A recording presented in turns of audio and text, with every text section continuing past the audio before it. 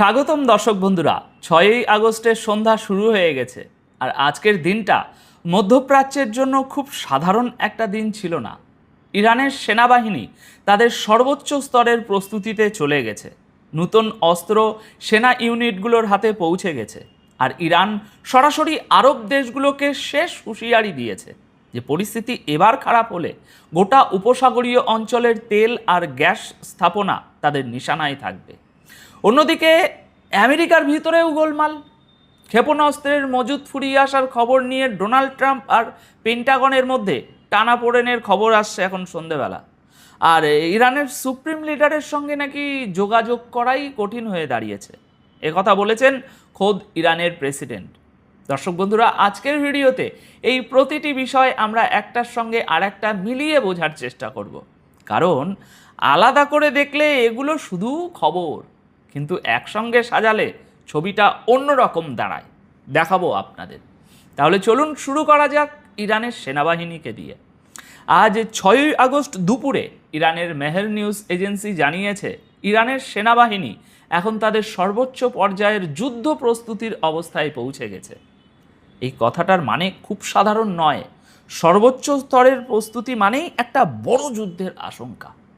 ইরানি সেনাবাহিনীর মুখপাত্র brigadier general Mohammad আক্রমেনিয়া বলেছেন, আগের হামলায় যেসব ব্যবস্থা ক্ষতিগ্রস্ত হয়েছিল সেগুলো আধুনিক করে নেওয়া হয়েছে, নতুন অস্ত্র সেনা ইউনিটগুলোর কাছে পৌঁছে দেওয়া হয়েছে, আর গোটা বাহিনীর মোতায়েন বর্তমান পরিস্থিতি অনুযায়ী নতুন করে সাজানো হয়েছে। তিনি আরও একটা কথা বলেছেন, যেটা এই গোটা খবরের সবচেয়ে গুরুত্বপূর্ণ অংশ বলে আমার মনে হয়েছে। তিনি বলেছেন, যুদ্ধের ময়দান যদি বদলায় তাহলে ইরানও নিজের পদ্ধতি বদলাবে, আর তাদের হাতে এমন অনেক কৌশল আছে যেগুলো সঠিক সময়ে আনা হবে। যুদ্ধের ময়দান বদলানো, কথাটা একটু ভেবে দেখুন। এখনো পর্যন্ত এই সংঘাতটা মূলত চলছে ক্ষেপণাস্ত্র আর ড্রোন হামলার মধ্যে দিয়ে, ঠিক কিনা? ময়দান বদলানোর মানে দাঁড়ায় লড়াইটা ইরানের মাটিতে নেমে আসার সম্ভাবনার কথা তারা ভাবছে। আক্রমেনিয়ার বক্তব্য অনুযায়ী ইরান তাদের আকাশ প্রতিরক্ষা ব্যবস্থা আগের চেয়ে শক্তিশালী করে নিয়েছে, আর তাদের সেনারা যে কোনো ধরনের যুদ্ধের জন্য প্রস্তুত। যে কোনো ধরনের যুদ্ধ, অর্থাৎ শুধু আকাশ থেকে হামলা নয়, স্থলযুদ্ধও এর মধ্যে ধরে নিতে হবে। কারণ কোনো যুদ্ধ কেবল আকাশ থেকে বোমা ফেলে জেতা যায় না, এটা যুদ্ধের একেবারে সাধারণ নিয়ম। জিততে হলে মাটিতে সেনা নামাতে হয়, বিশেষ করে এরকম একটা যুদ্ধ। এখন আমেরিকা যদি সত্যি এই লড়াইয়ে চূড়ান্ত ফল চায় তাহলে তাকে মাটিতে সেনা নামাতে হবে, কিন্তু সেখানেই আসল সমস্যা। স্থলযুদ্ধে বিপুল সংখ্যক সেনার মৃত্যুর ঝুঁকি থাকে, আর সেই ঝুঁকি নেওয়াটা যে কোনো সরকারের জন্যই সবচেয়ে কঠিন সিদ্ধান্ত। তাহলে প্রশ্নটা দাঁড়াচ্ছে, এখন যে আলোচনা চলছে সেটা কি সমাধানের জন্য নাকি সময় কেনার জন্য? কারণ আলোচনা যদি সত্যি এগোতো তাহলে ইরানের সেনাবাহিনীকে আজ সর্বোচ্চ সতর্কতায় যেতে হতো না। ইরানের এই প্রস্তুতি বলছে তাদের কাছে এমন কোনো আভাস আছে যেটা তাদের আশ্বস্ত করছে না। এবার আসা যাক আজকের দ্বিতীয় খবরে, আর এই খবরটা আমেরিকার ভিতরের ভয়টা পরিষ্কার করে দেয়। আমেরিকা এখনও ইরানকেই নিজের সবচেয়ে বড় শত্রু মনে করে, উত্তর কোরিয়ার চেয়েও বড়। আজ 6ই আগস্ট দুপুরে আমেরিকার সাবেক পররাষ্ট্রমন্ত্রী মাইক পম্পেওর একটি বক্তব্য সামনে এসেছে। পম্পেও বলেছেন, ইরানের হাতে যদি উত্তর কোরিয়ার মতো পারমাণবিক কর্মসূচি থাকতো তাহলে আজ গোটা দুনিয়ার ছবিটাই আলাদা হতো, মানচিত্রটাই আলাদা হতো। তিনি বলেছেন, উত্তর কোরিয়ার নেতা কিম জং উনের সঙ্গে তিনি যথেষ্ট সময় কাটিয়েছেন, কিন্তু তার বক্তব্য অনুযায়ী গত কয়েক বছরে উত্তর কোরিয়া আমেরিকার বিরুদ্ধে সেই ধরনের কোনো পদক্ষেপ নেয়নি যা ইরান নিয়ে এসেছে। পম্পেওর দাবি, ইরানের হাতে যদি উত্তর কোরিয়ার মতো পারমাণবিক শক্তি থাকতো তাহলে ইরান আমেরিকা আর তার মিত্রদের জন্য অনেক বড় বিপদ হয়ে দাঁড়াতো, আর গোটা বিশ্বের নিরাপত্তার হিসাবটাই বদলে যেত। দেখুন, এই বক্তব্যের ভিতর দিয়ে আসলে একটা কথাই স্পষ্ট হচ্ছে, আমেরিকা কোনো অবস্থাতেই ইরানকে পারমাণবিক অস্ত্র হাতে পেতে দেবে না। কারণ তাদের ধারণা এর ফল শুধু মধ্যপ্রাচ্যে সীমাবদ্ধ থাকবে না, প্রভাব পড়বে গোটা দুনিয়ার উপর, এমনকি আমেরিকার ওপরেও। এই বক্তব্যটা আমি সরাসরি শুনে আপনাদের কাছে আনছি। যখন আমি এটা শুনেছি তখনও পর্যন্ত দুনিয়ার কোনো সংবাদপত্র এটা ছাপায়নি। এই ভিডিও যখন আপনার কাছে পৌঁছাবে ততক্ষণে হয়তো সার্চ করলে পেয়ে যাবেন বয়ানটা। কিন্তু এখানেই বিষয়টা শেষ হচ্ছে না। ইরানের ভিতরে আরেকটা প্রশ্ন এখন বনবন করে ঘুরপাক খাচ্ছে। ইরানের সুপ্রিম লিডার সামনে আসছেন না কেন? এবার প্রথমবার এই বিষয়ে মুখ খুলেছেন ইরানের খোদ প্রেসিডেন্ট মাসুদ পেজিশিয়ান। প্রতিবেদন অনুযায়ী পেজিশিয়ান বলেছেন, বর্তমান পরিস্থিতিতে সুপ্রিম লিডারের সঙ্গে যোগাযোগ করা খুব কঠিন হয়ে দাঁড়িয়েছে। এখন এই একটা লাইনে দুনিয়ার হেডলাইন এখন এই কথাটাই ধরে নিয়েছে। তবে পেজিশিয়ান এটাও বলেছেন, সুপ্রিম লিডারের উপস্থিতি এখনও গোটা দেশের জন্য সাহস আর শক্তির সবচেয়ে বড় উৎস, কিন্তু যোগাযোগ করা কঠিন। সেটা তিনি ব্যাখ্যা করেননি কেন অর্ধেক কথা বলে থেমে গেছেন। মনে রাখবেন, আমেরিকা আর ইসরায়েলের হামলায় আহত হওয়ার পর থেকে সুপ্রিম লিডার এখনও পর্যন্ত কোনো জনসমক্ষের অনুষ্ঠানে দেখা যায়নি ওনাকে, আর সেই কারণেই নানা রকম জল্পনা তৈরি হয়েছে। তবে পেজিশিয়ান সেই জল্পনাগুলো আজ খারিজ করেছেন। তিনি বলেছেন তার সঙ্গে সুপ্রিম লিডারের সাক্ষাৎ হয়েছে এবং তিনি সবসময় খুব স্নেহের সঙ্গে আর অত্যন্ত মজবুত যুক্তি দিয়ে দেশের গুরুত্বপূর্ণ বিষয়ে পথ নির্দেশ দিয়েছেন। তিনি আরও বলেছেন, কিছু মানুষ ইচ্ছে করে সুপ্রিম লিডারের ভুল ছবি তুলে ধরার চেষ্টা করছে, বাস্তবতা তার থেকে সম্পূর্ণ আলাদা। অর্থাৎ ইরান সরকারের বক্তব্য দাঁড়াচ্ছে সুপ্রিম লিডার পর্দার আড়ালে আছেন, দেশের গুরুত্বপূর্ণ সিদ্ধান্তে তার ভূমিকা এখনও চলছে, যদিও তিনি প্রকাশ্যে আসছেন না। কিন্তু আমার কাছে একটা জায়গা দর্শক বন্ধুরা অস্পষ্ট থেকে যাচ্ছে। যদি সাক্ষাৎ হয়েই থাকে, যদি তিনি পথ নির্দেশ দিয়েই থাকেন, তাহলে যোগাযোগ করা কঠিন হয়ে গেছে এই কথাটা বলার দরকার পড়লো কেন? একটা বক্তব্যের ভিতরে দুটো উল্টো কথা থেকে গেল না? এবার চলে আসি আমেরিকার দিকে, আর সেখানে গোলমালটা এখন প্রকাশ্যে চলে এসেছে। আমেরিকার ক্ষেপণাস্ত্রের মজুদ ফুরিয়ে আসার খবর নিয়ে বিতর্ক এখন এতটাই বেড়েছে যে এখন ডোনাল্ড ট্রাম্প আর তার প্রতিরক্ষা সচিব পিট হেগসেথের মধ্যে সংঘাতের খবর সামনে আসছে। কবের খবর? আজকের। আজ 6 আগস্টের হেডলাইন সেটাই বলছে। প্রতিবেদন অনুযায়ী ইরানের সঙ্গে সংঘাতের সময় অস্ত্রের ঘাটতির খবর সামনে আসার পর ট্রাম্প পিট হেগসেথের কাছে কড়া জবাব চেয়েছেন। এরপর পেন্টাগনে অস্ত্রের কমতে থাকা মজুদ নিয়ে জরুরি বৈঠকও ডাকা হয়েছে। অথচ এর কিছুক্ষণ আগেই ট্রাম্প দাবি করেছিলেন আমেরিকার হাতে অস্ত্র আর গোলাবারুদের বিশাল মজুদ রয়েছে, আর ক্ষেপণাস্ত্রের ঘাটতির খবরগুলো তিনি একেবারে ভুয়া খবর বলে উড়িয়ে দিয়েছেন। এখন তাই এই দুটো ছবি একটু পাশাপাশি রাখুন।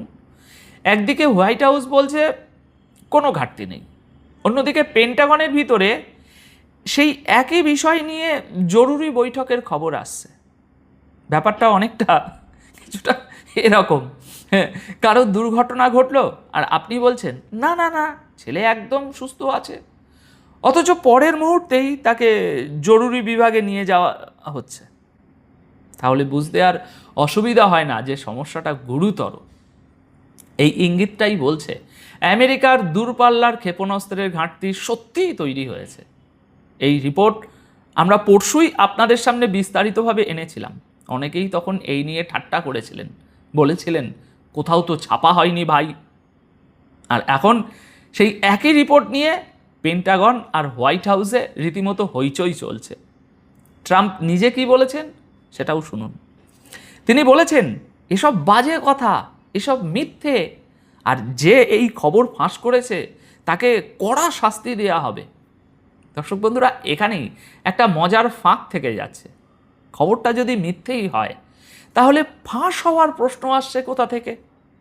ফাঁস তো সত্য জিনিস হয়, মিথ্যে ফাঁস হয় না, মিথ্যে ছড়ানো হয়। শব্দ নির্বাচনেই বক্তব্যটা ধরা পড়ে যাচ্ছে। এবার আসা যাক আর একটা বড় প্রসঙ্গে, হরমুজ প্রণালী। হরমুজ খোলা নিয়ে ইরান আর ওমানের মধ্যে আলোচনা এখন শেষ পর্যায়ে পৌঁছেছে বলে মনে হচ্ছে, কিন্তু ইরান পরিষ্কার করে দিয়েছে শুধু একটা সমঝোতা হলেই হরমুজ পুরোপুরি নিরাপদ হয়ে যাবে না। প্রতিবেদন অনুযায়ী ইরান আর ওমান গত 2 মাস ধরে আলোচনা চালাচ্ছিল হরমুজ প্রণালীতে বাণিজ্যিক জাহাজের জন্য একটা নতুন নিরাপদ সমুদ্রপথ ঠিক করা নিয়ে। 2 মাস। আর এখন এই দুই দেশ সেই পথের অবস্থান নিয়ে একমতের খুব কাছাকাছি পৌঁছে গেছে। সর্বশেষ রিপোর্ট, ইরানের পররাষ্ট্র মন্ত্রকের মুখপাত্র ইসমাইল বাঘে বলেছেন, কোনো তৃতীয় দেশ যদি এই প্রক্রিয়ায় বাধা না দেয় তাহলে এই দুই দেশ খুব শীঘ্রই একটা যৌথ বিবৃতিও দিতে পারে। কিন্তু ইরান এটাও স্পষ্ট করেছে আজ, এই সমঝোতায় কেবল পথ ঠিক করা হচ্ছে, এর মানে এই নয় যে হরমুজ এখন পুরোপুরি আবার নিরাপদ হয়ে গেল। ইসমাইল বাঘে আজ সরাসরি বলেছেন, হরমুজে বিপদ আজও রয়ে গেছে, কারণ আমেরিকার যুদ্ধজাহাজের উপস্থিতি এখনও রয়েছে, ইরানি বন্দরগুলোতে অবরোধ রয়েছে, আর আমেরিকা ও ইসরায়েলের সামরিক তৎপরতাও এখনও চলছে। এদিকে ডোনাল্ড ট্রাম্প বারবার দাবি করে যাচ্ছেন হরমুজ খুব শীঘ্রই খুলে যাবে। জানেন তো, বিভিন্ন রিপোর্টে আমরা বলছি, আমরা আপনাদের কালই বলেছিলাম, আমেরিকার ট্রেজারি সেক্রেটারি স্কট বেসেন্ট বলেছিলেন আগামী 24 থেকে 36 ঘন্টার মধ্যে হরমুজ প্রণালী খুলে যাবে। আমাদেরও মনে হচ্ছিল যে হয়তো কালই হয়তো সেই ঘোষণা আসবে, কিন্তু ইরান বলছে এই আলোচনায় আমেরিকা তো নেই, আলোচনা হচ্ছে ওমানের সঙ্গে। আর এখানেই আসল প্রশ্নটা তৈরি হচ্ছে, ইরান আর ওমান নিজেদের মধ্যে যা ঠিক করবে বাকি দুনিয়া সেটা মানতে বাধ্য কেন হবে? দুটো দেশ নিজেদের মধ্যে একমত হওয়া এক জিনিস, আর আন্তর্জাতিক স্বীকৃতি পাওয়া সম্পূর্ণ আলাদা জিনিস। পাশের কোনো দেশ যদি হঠাৎ করে ঠিক করে দেয় যে আপনি এই পথ দিয়ে যাবেন, আপনি ওই পথ দিয়ে যাবেন না, আপনি সেটা কেন মানবেন?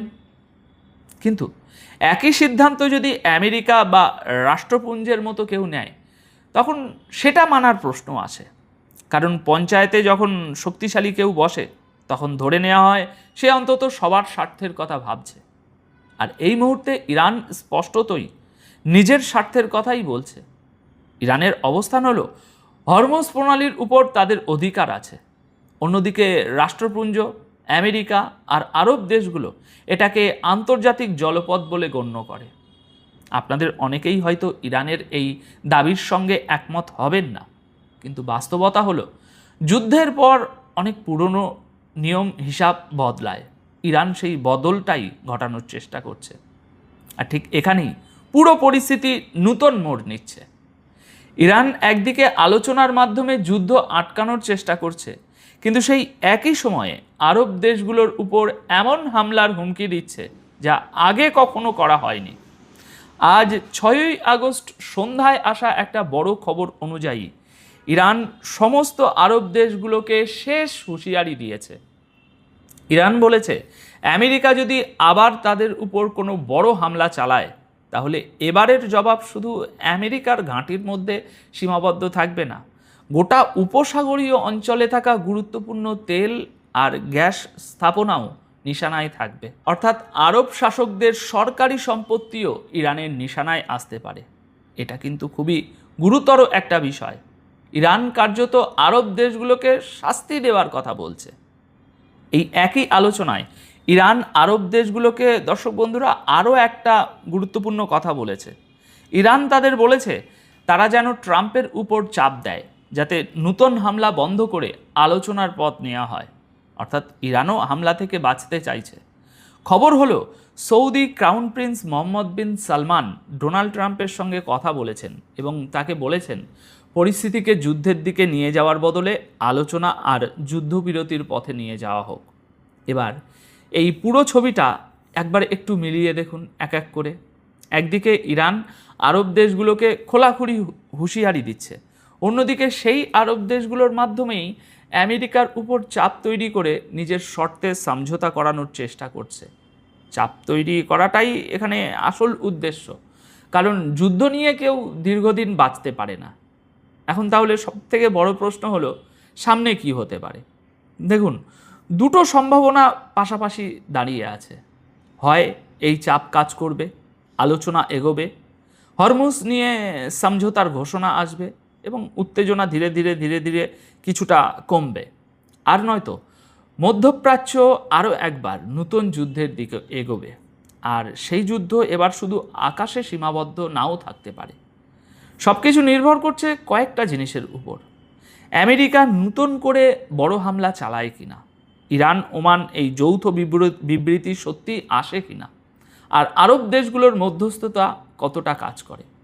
আগামী কয়েকটা দিন এই জায়গাগুলোতেই আমাদের নজর রাখতে হবে। তাহলে দর্শক বন্ধুরা, আজকের আলোচনার মূল কথাটা কি দাঁড়ালো? ইরানের সেনাবাহিনী সর্বোচ্চ প্রস্তুতিতে, নতুন অস্ত্র হাতে, স্থলযুদ্ধের কথাও তারা মাথায় রাখছে। আমেরিকার ভিতরে অস্ত্রের মজুত নিয়ে হোয়াইট হাউস আর পেন্টাগনের বক্তব্য মিলছে না। ইরানের সুপ্রিম লিডারকে ঘিরে প্রশ্ন থামছে না। আর হরমুজ নিয়ে আলোচনা এগোলেও ইরান বলছে নিরাপত্তার প্রশ্ন এখনও মেটেনি। আর এই সব কিছুর সঙ্গে যোগ হয়েছে আরব দেশগুলোর উপর ইরানের একেবারে সরাসরি শেষ হুঁশিয়ারি। একটা কথা মনে রাখবেন, আলোচনার টেবিল যেখানে সাজানো হয় তার পেছনে সবসময় কামান, বন্দুক, গোলাবারুদ, আগুন সব থাকে। আলোচনার তাঁবুর পিছনেই তো সেনাবাহিনী দাঁড়িয়ে থাকে। এবার আপনাদের কাছে আমার একটা প্রশ্ন, ইরান যে এই আরব দেশগুলোকে একসঙ্গে হুমকিও দিচ্ছে, আবার তাদের মাধ্যমেই আমেরিকার উপর চাপ তৈরি করতে চাইছে, এই কৌশল কি সত্যি কাজ করবে, নাকি এতে আরব দেশগুলো ইরানের থেকে আরও দূরে সরে যাবে? আপনাদের মতামত কমেন্ট করে অবশ্যই জানাবেন। অনেক ধন্যবাদ ভিডিওটি শেষ পর্যন্ত দেখার জন্য। আবার দেখা হবে আগামীকালকের ভিডিওতে। সবাই খুব ভালো থাকবেন, সুস্থ থাকবেন। ধন্যবাদ আপনাদের সকলকে।